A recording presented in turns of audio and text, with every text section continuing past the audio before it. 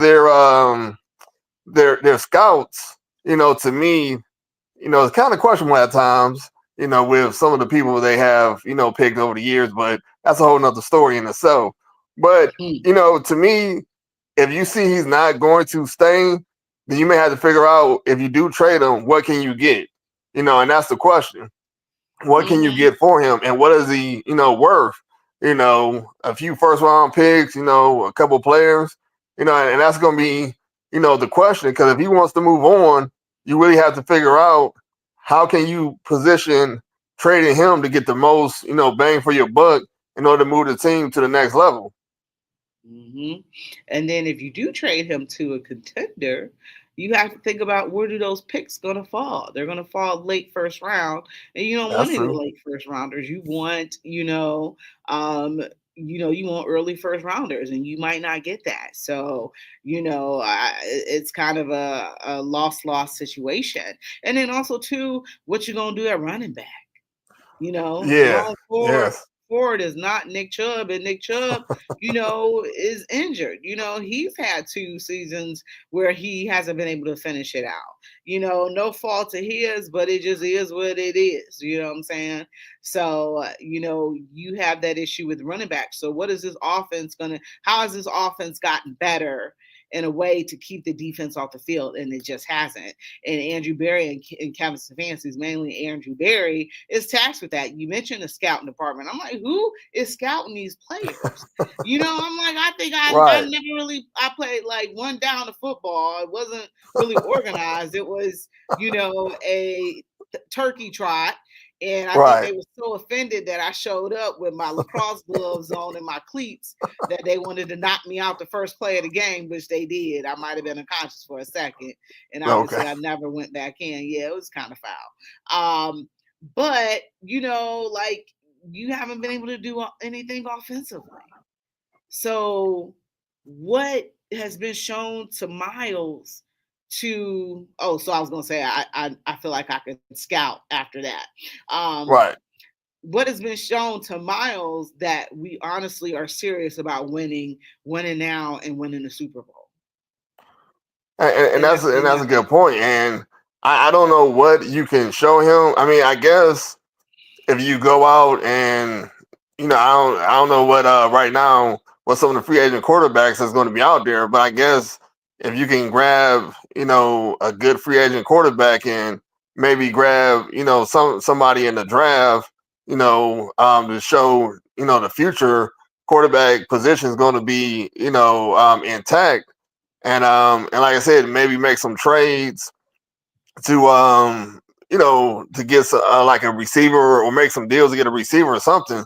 But right now, if I'm Garrett, I don't think it's too much that you can really do. Right? I mean, you literally probably have to bring in, which is impossible, like I can't even think of the Ravens quarterback. I can't think of his name right now. Lamar Um, Jackson.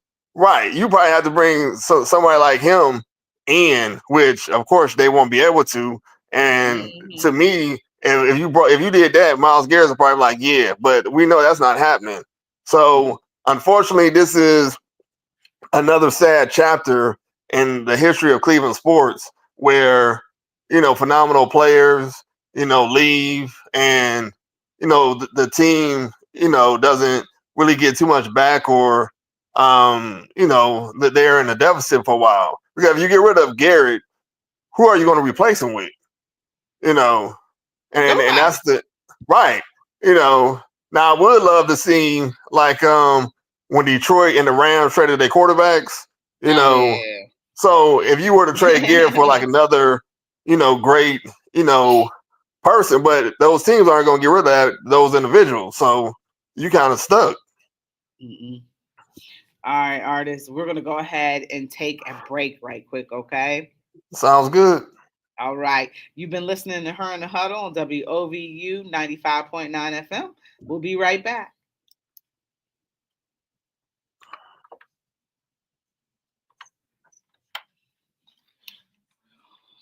Nothing, you okay? Okay. What you said? 2 minutes.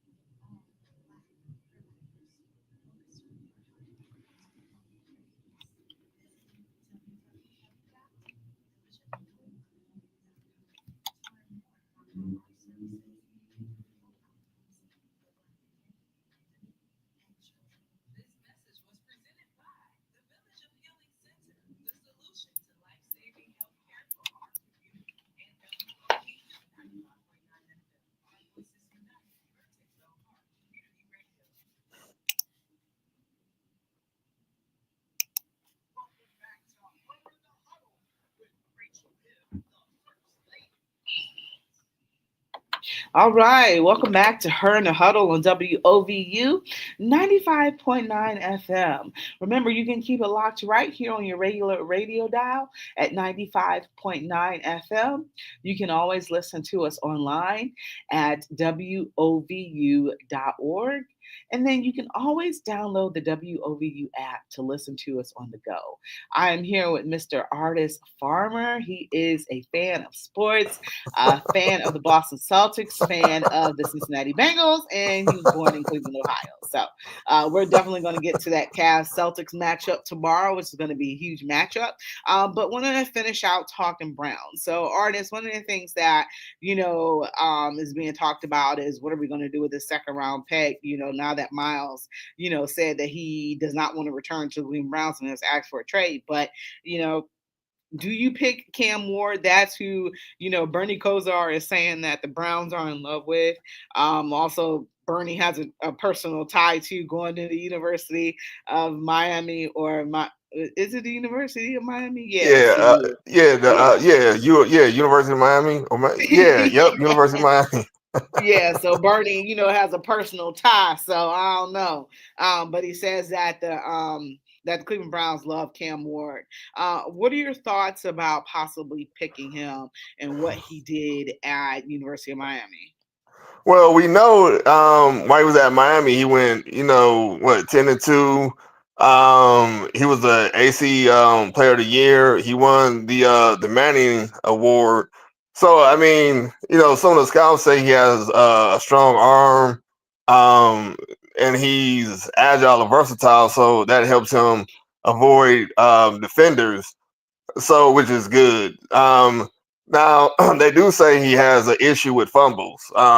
So that's something he may have to work on because they said he has a few bad habits. But I mean, on paper, I mean he looks good because if he can run, avoid pretty much tackles, has a strong arm, that's what the Browns would need. And I think that would be helpful, especially if the line isn't sufficient. Hopefully, he can meet maneuver and still get to play off the play off to the receivers or whoever, whatever the play entails. So I think, like I said, on paper it looks good. They definitely need somebody. So I think that would be a good move.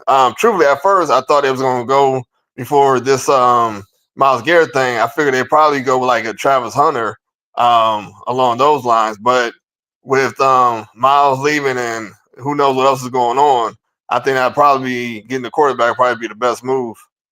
Yeah, the Travis Hunter thing is hard unless, because eventually he's going to have to pick a side, right? I don't think they're going Right. to allow him to play both sides of the ball. So he's going to have to pick a side.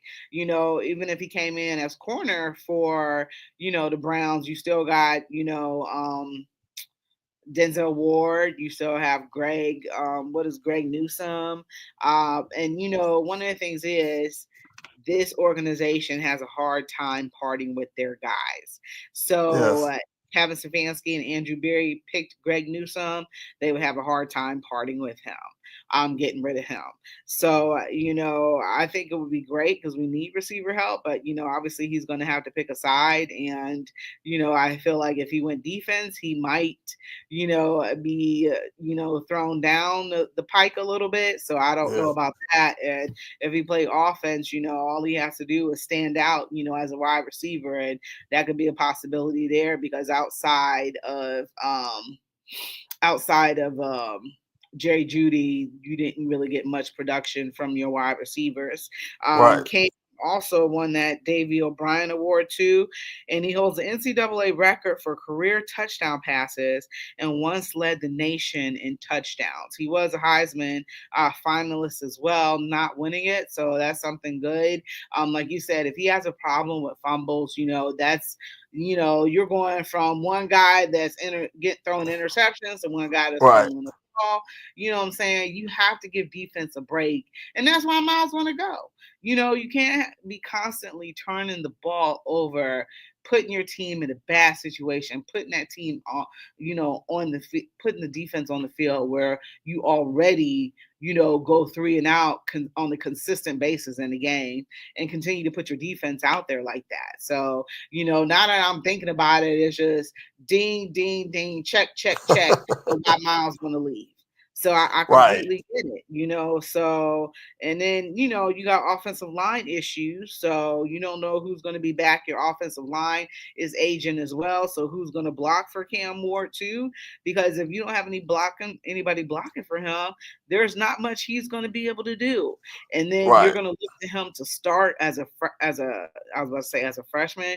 You're going to look to him to start. Do you want to try him out there? Because there's a lot on the line for this. There are jobs on the line this season. Even though they proclaim to be safe and got an extension, Jimmy Haslam is the owner of the team and he could say they can go at any moment. So, That's true. there is no guarantees with anything. They'll walk And, you out of there as soon as they welcomed you in there.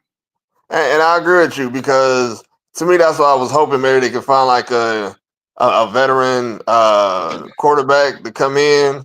You don't have to pay him Like a Kirk lot. Cousins is I think Right. Kirk Cousins is the one that they talking about. Yeah, but I know they were saying that they're not going to get rid of him. But things change as the season progressed. But to your point though, if you don't have a line, you're gonna possibly wind up getting him hurt, or he's gonna get hit too much and he might get a shell shock where he's nervous in the backfield. So you don't want that. You don't want to ruin your quarterback before his career begins. So yeah, they have to address those. If you can get them and like have them sit down and have somebody else start and then gradually put them in, that'd be great. But as you said, you got to have a line, because you don't want him every time he says hike, he's getting hit. I mean, that gets tiring after a while. Hmm. Have them out there seeing ghosts, and you don't want that. That's true. Out of That's your true. brand new quarterback. You don't want him out there seeing ghosts before things could even begin for him. And that's the Cleveland Browns. You just get exasperated because it's always next year. Somebody said they've been waiting for next year for the past 60 years.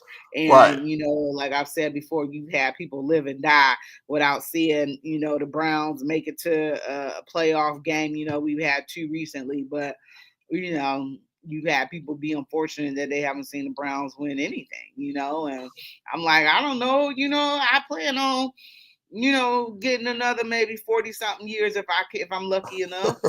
And Right. I don't know if I'm going to see them win either. It's just dreadful. I agree. Truly, I would love to see um, the Browns win a Super Bowl. At least even make it. I know it's like what, like two Mhm. or three teams that have never been to the Four, Super Bowl. four. I know. Okay. Yeah. So here we go. Four: Cleveland Browns, Detroit Lions, Jacksonville Jaguars. I think it's Jacksonville. It's one of the expansion teams. No, Houston Texans, Right. and what's my last team? The Houston Texans, and there's one more. Dang, But which one is it? yeah, I'm like you, but I would love to see them win in my lifetime. And that'd be great. But it's just sometimes it's questionable. Like they get there and then something goes wrong, or sometimes they make a wrong trade or decisions or whatnot. So to your point, I would love to see them. I would love to see it for the city. We had the advantage of watching the Cavs win a championship, but I would definitely love to see the Browns win a championship. I think if they got to the Super Bowl, they'll probably burn the city down. If they won it, they would burn what's left down. Because the fans, are so, starved of not, having success in the last, few years.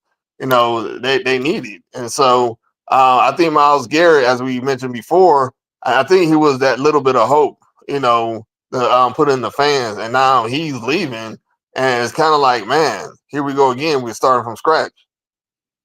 So I was right. So the Browns, the Lions, the Jaguars, and the Houston Texans. But Okay. you brought up a great point about that, and I totally agree with you. And I'm just looking at this like it's it's hard because you don't know what to say or do with this team.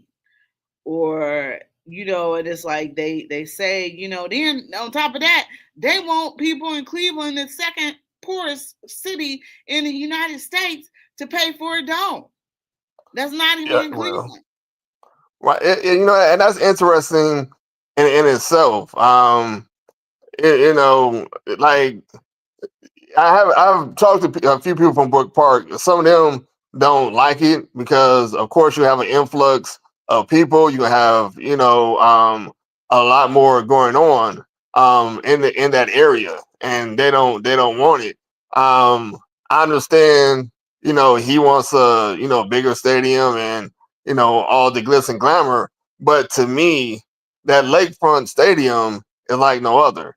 You down on the lake, and I know like a few years ago they had plans on trying to how to put a dome on there. I don't remember the cost, but I'm sure something could be figured out without moving the team, out there. Because you got to think downtown, one is going to lose money, but how often do you enjoy after you leave the Browns game? You can go someplace else, get something to eat, party, especially if they win.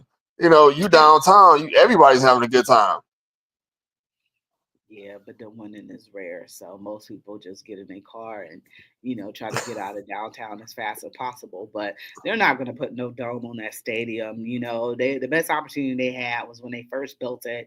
They didn't want to wait another year to put the dome on. It's like $1 billion to put a retractable Right, dome on, but they didn't want to wait and do that. They wanted to bring the Browns back as soon as possible. And now you got this situation where it's all messed up. And I want the stadium to stay, downtown. I feel like that's the best place for it. You got the Cavs and the Guardians right across the street.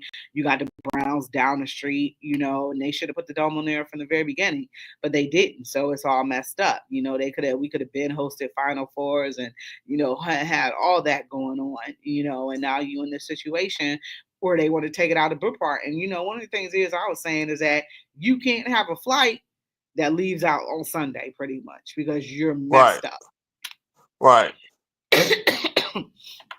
So that's another thing too that I don't agree with. So we'll just it's one of the things where only the future will tell. And sadly, it's just like once again the same old, same old.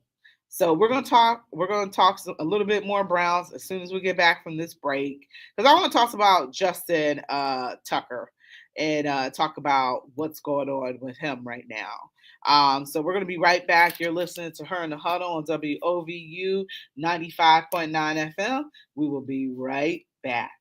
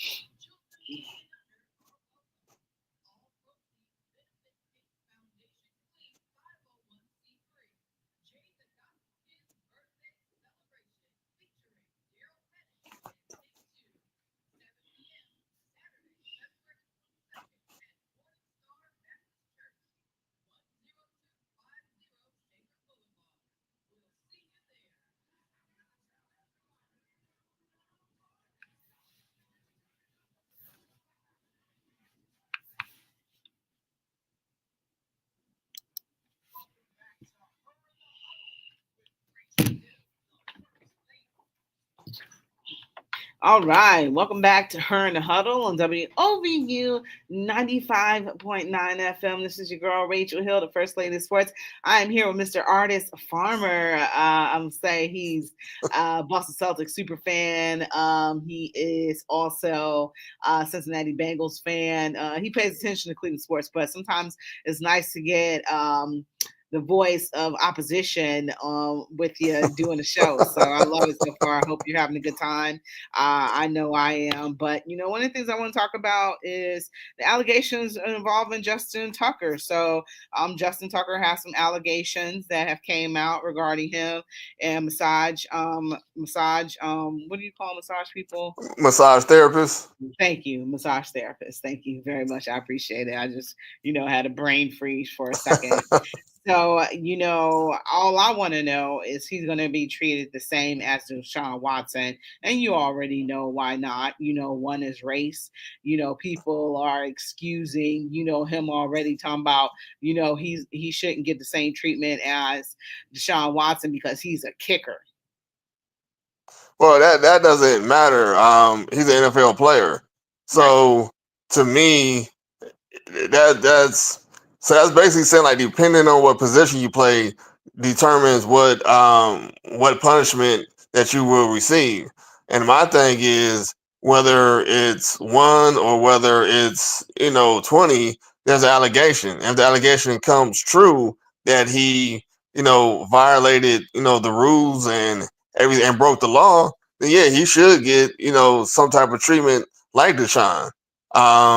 And so it'll be interesting, as you said, what's going to happen with that. Because to me, if he doesn't, then that's going to, I think that's going to cause, in my opinion, some issues, with the players, or with um, the union. And to me, if I'm Deshaun, I would, cry foul also because, I got fined, I couldn't play, and now he does the same thing and he gets a slap on the wrist.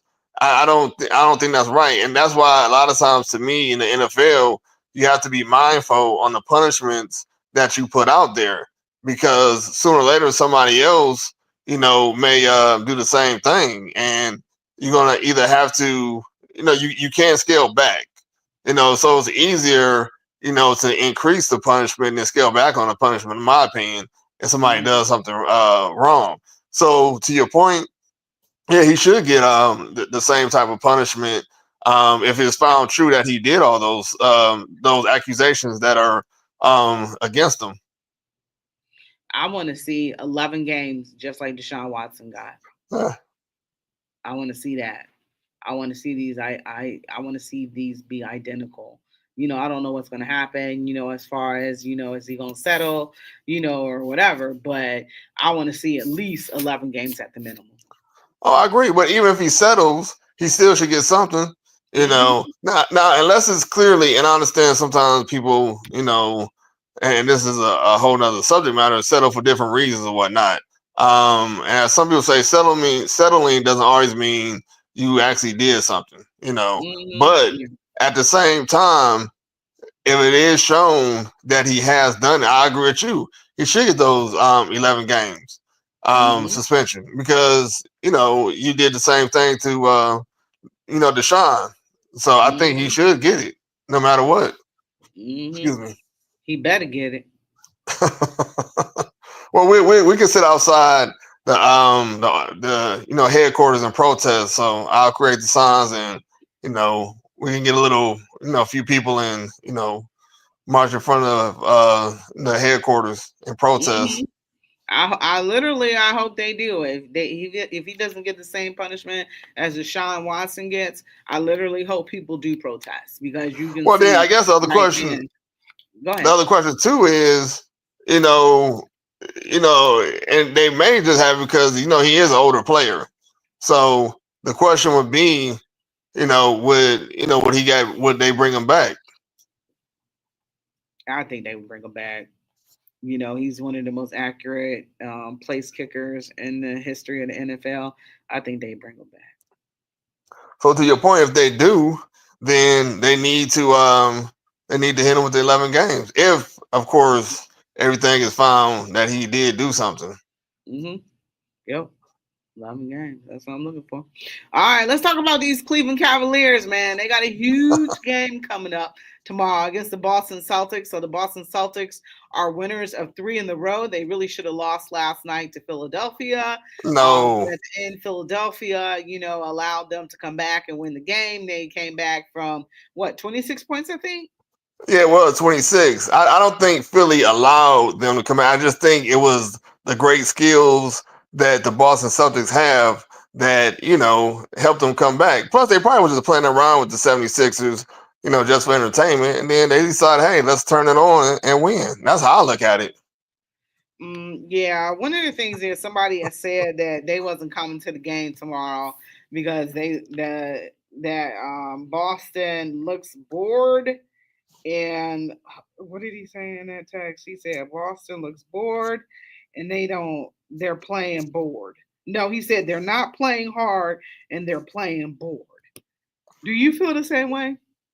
I'm not gonna lie. At times, I do kind of think that because a lot of teams, kind of slack off like right before the All Star break or whatnot, and so I have heard that before, like because they've been winning, they just waiting, for after the All Star break to turn it back on. So I think at times they are kind of bored depending on the level of competition that they're playing.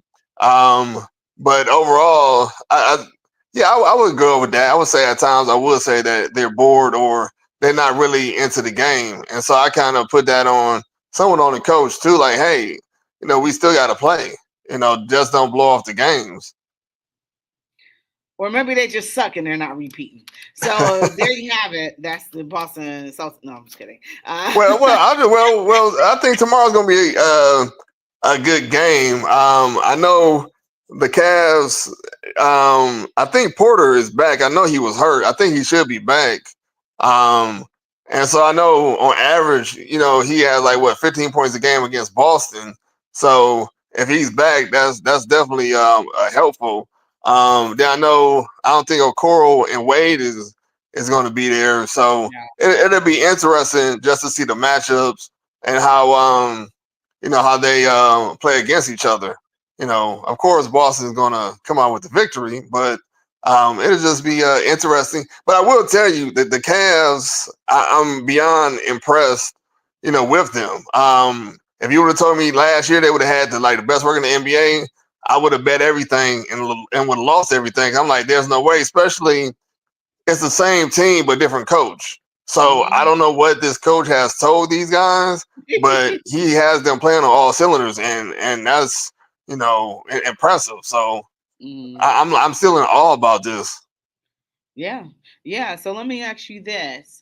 And I don't know if I posed this question to guests on the show before, but you know how people are saying that the regular season, doesn't mean anything and stuff like that. Do you think that the Boston Celtics are kind of having that same attitude as well, and then they'll just play hard in the playoffs and possibly repeat? Do you think that might be one of the things that I know you can't? I know you can't like step in their minds, but Right, do you right. kind of feel that way? Because like if a team that we love isn't doing the best, during the regular season, we'll be like, oh, the regular season don't matter. It's just playoffs that matter. Just play right during that. You know what I'm saying? Right, right. I do think the regular season somewhat matters because of course, you can get like home field advantage and all that, and then depending where your seed is, depending on who you play, so that could be detrimental depending who you play and where you fall. But also to your point, I think some teams are like that. Like, hey, we're just gonna kind of cruise through the regular season and make it to the playoffs because the playoffs is where it's at. The playoffs is the big stage, so you don't really have room for error in the playoffs. You definitely can't go down, too many games and then try to fight your way back. In the regular season, if you're on a 3-game losing streak, I mean, you can turn it around. In the playoffs, if you lose 3 in a row, I mean, you're pretty much done for. So I think Boston is, probably looking forward to the playoffs, but that's a dangerous mindset too because if you gotta still be mindful of who you're playing. You still got to be mindful of the regular season because if you like focus on the playoffs, a lot can happen in the regular season that can impact your playoffs. So I think they are doing it, but hopefully they're wise enough to know that the regular season is still important in order to get into the playoffs. Because right now they're 5.5 games back. So if they are able to win tomorrow, which I highly doubt, they'll be 4.5 games back. So the Cavs are sitting at 4-9 right now. The Celtics have 15 losses. So that's quite a lot for them. But my thing is, I'm not really worried about Boston. Considering because you want to play What? your best. You Yeah, heard I was me. about to say we put a little bet on here. I was waiting for you. I was like, I was gonna say it, but I didn't want to interrupt you. Like, I mean, make it easy on yourself, you know. So look.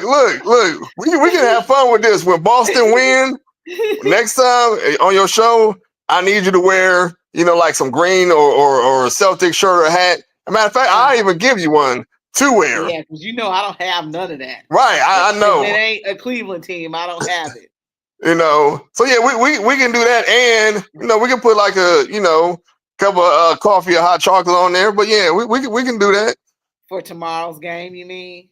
Yep. Or oh god, you use your Starbucks gift card yet?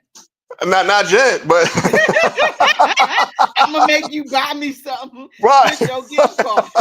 How about that? Hey, that's cool. That's cool. But Boston taking it tomorrow. I don't think it's definitely going to be.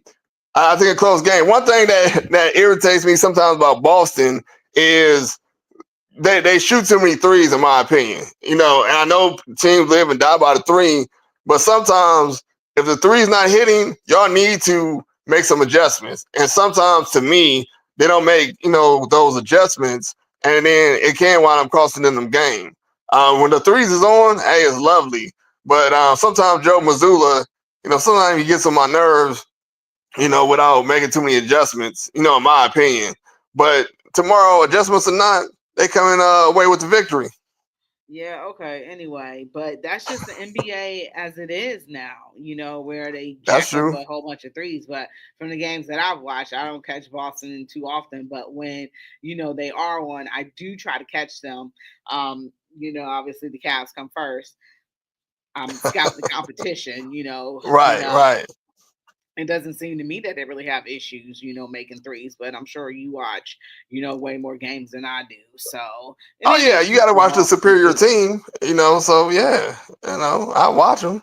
You know. Yeah, and then the refs cheat for Boston too. You can't touch Jason Tatum or Jalen Brown or Nah. anything like that. So that's some old BS, or whatever. So tomorrow, like in all seriousness, I feel like Cleveland will come away from the win, with the victory. It's at home and stuff like that. I think that they'll take this game, seriously. I don't know what got into them on their 3-game losing stretch, the only one of the season that they had. But I think they'll be inspired, by Boston coming in here, and I think that they'll probably have one of their best games. And see, that's the key. Darius Garland didn't do well in that first game, against Boston in Boston. But I think one of the also keys too is Evan Mobley, and he's pretty much played well against Boston. Especially when you look at that series, that second game, I believe, he tore Boston up. So with his Right, growth and maturation as a player, I definitely think he will be key. How they want to try to defend him, but he's also developed an outside shot. Now you can't count on that shot all the time because right, it's in development. He's being developed. Last year, one of the things where we were saying was, was he in not retrograde, but was the development going backwards a little bit, but he's accelerated more than we could have ever thought he was. And Donovan Mitchell said, "This is the worst that you're going to see Evan Mobley at." So I think Evan Mobley will be, the key till tomorrow's victory. And if he has a good game, I definitely think that the Cavs could be able to win. We're going to Well, take a quick break right quick, okay, though. Hold that no thought, problem. okay? And we're going All to right, take a quick break. You're listening to Her in the Huddle on WOVU 95.9 FM. We'll be right back.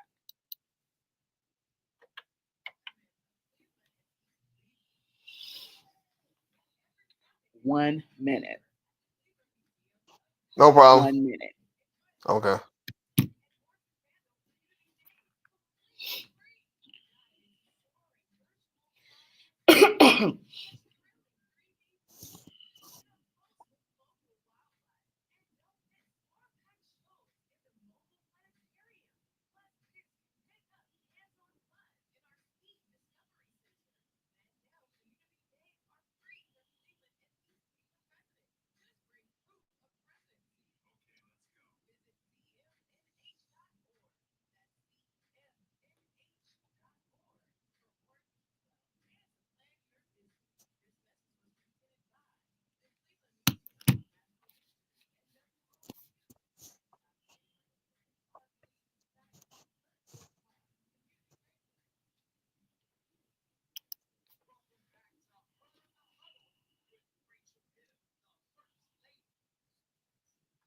All right, welcome back to Her in the Huddle on WOVU 95.9 FM. Before we went into break, I was just telling Artist Farmer, who's co-hosting with me today, about the why I thought the Cavs were going to win tomorrow. He started to talk about why he thought Boston was going to win, and then we had to take a commercial break. So I purposely went to commercial break before he could get that out.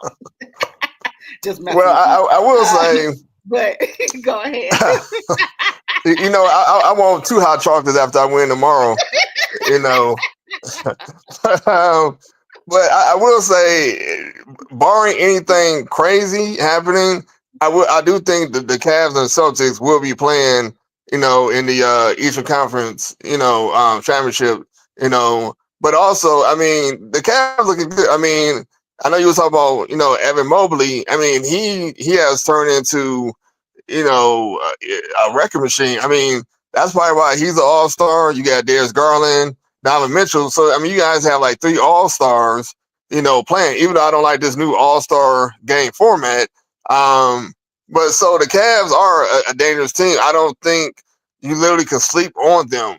Now the question would be, is this going to transition to the playoffs? Because we know a lot of times teams do good in the regular season, and sometimes they don't show up in the playoffs. And so that's the question. I don't think this was going to happen with the Cavs because they have some playoff experience, and it'll just be interesting just to see how these playoffs matchups, and seeding take place and go from there. But yeah, I don't. Any other time I'll probably be like, hey, this is gonna be an easy game. Even though I still think we're gonna win, because of Brown and Tatum and everybody else, Holiday. I could just keep going down the list of our great players, but I won't. So I think we're gonna, pull it out. We're gonna, lock it down and commemorate with the victory. So don't go into hiding after tomorrow. So I want you, Oh no. Oh no, you can text me. I'll be watching. You can text me. I'll be there. You can text me. I'll be fine. That's one of the things that I thought about when it came to playoffs, like when I asked you earlier, if how they feel like, they're gonna play hard in the playoffs and not, the regular season. And, I'm not saying I'm worried about Boston at the end of the season when it comes, but they do have the experience that the Cavs don't have. So that's advantageous to Boston, that they have the playoff experience, they have the experience of finally winning another championship when they had one in 18. 2009. So yeah, but I feel like those are things that going up against the Cavs, and then knowing going into Boston Garden, it's a hard place to play. The officials gonna call fouls against the Cavaliers for just blowing on Jason Tatum and that type of stuff. I feel like the hokey pokey is gonna be going on. But I definitely think that I would love to see this as the Eastern Conference Finals matchup hosted by Cleveland. Right. I think that that would be a great thing. If Cleveland could go in there and steal one from Boston, it's going to be hard just because how the league wants Boston to win. Boston is one of, What? you heard me. They just want certain teams to win. They want certain teams to Oh, win, well, and I I can think neither Boston's confirm one or of those teams. deny such accusations, but um, I will say, what I would like this to turn into definitely is another major rivalry. Um, because the Cavs has a good young squad, a good core. Um, so hopefully they don't do anything crazy, and mess it up by making a crazy trade or whatever. But Hmm. I think these two teams, will continue to battle it out. And of course, I expect Boston to win most of, the playoffs against the Cavs and continue to win a championship. You know, but I just like I said, I just definitely enjoy, you know, um, seeing it. I was thinking about going to the game yesterday. I mean, not yesterday, the game tomorrow. But I didn't want to go down there, and have the fans upset as I dance to victory. But I may just send you a video of me dancing in my Boston gear.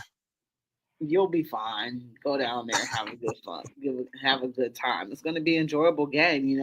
How do you Oh, it think? is. Like, how did you think? How do you think that has? How many times has Boston and OKC played this season? Uh, You know. I want to say I think twice, Okay. and I You know how that know, went? man. I want to say twice. I want to say twice. I think they split it, but I think that one game OKC blew them out. Oh, really? Yeah. 'Cause I want to say I can't. I'm trying to remember. 'Cause I think the Cavs had played OKC and the Cavs beat them, and then like the next game or a few games later, OKC played Boston or something like that, and they kind of blew them out. Okay. So, Mm, but to your okay. point, OKC is definitely looking dangerous. So that's it. But also in the playoffs, it comes with matchups, which is important too. Hmm. Um, but the West is definitely looking kind of interesting now with some of the trades that has happened. So, I mean, who knows how that's going to pan out with the landscape of who's going to make it to the Oh, playoffs or dang. We not. didn't even But talk about that. Oh, God. 30 seconds. What's your impression of the trade? I'm sorry, I didn't hear you. I said 30 seconds. What's your impression of the trade? I was shocked. I'm still, flabbergasted. I didn't think Dallas would trade a key piece who's like known, globally. And I figured he was gonna retire like Dirk Nowitzki from there. I don't see the benefit of getting rid of him for an older player who's always hurt a lot and wasn't it Anthony Davis? So to Hmm. me, I'm just shocked for the Lakers. They don't have a big man, but I think if they can keep, Luca, they have a future player. That's if he's willing to re-sign with them. So I'm still shocked at it. I didn't think it was going to happen or would have happened. Hmm. Well, I'm shocked too, and that's our show for today. I want to thank you so much to Artist Farmer for coming on and being a co-host with me. We had a good time. This is her in the huddle on WOVU 95.9 FM, and go Cavs. Go Celtics.